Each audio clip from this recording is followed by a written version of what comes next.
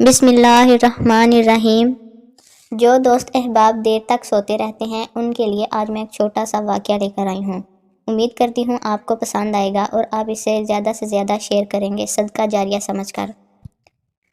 ایک شخص حضرت ابراہیم علیہ السلام سے بحث کر رہا تھا کہ برکت نام کی کوئی چیز نہیں ہوتی۔ آپ نے فرمایا، تم نے کتیا اور بکری کو دیکھا ہے؟ وہ شخص بولا، ہاں۔ آپ نے اس شخص سے پوچھا، کتیا اور بکری میں زیادہ بچے کون جنتا ہے؟ وہ بولا، کتیا۔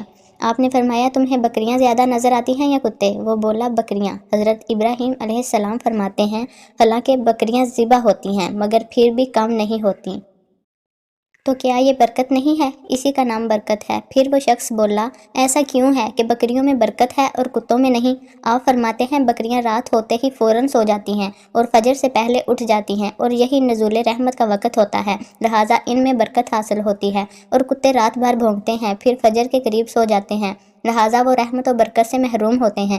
بس یہ غور و فکر کا مقام ہے۔ آج ہمارا بھی یہی حال ہے۔ ہم اپنی راتوں کو فضولیات میں گزارتے ہیں اور وقت نزول رحمت سو جاتے ہیں۔ اسی وجہ سے آج نہ تو ہمارے مال میں برکت ہے، نہ ہی ہماری اولاد میں، اور نہ ہی کسی دوسری چیز میں برکت رہ گئی ہے۔ اللہ تعالیٰ آپ کو اور ہمیں ایمان پر چلنے کی توفیق عطا فرمائے، آمین۔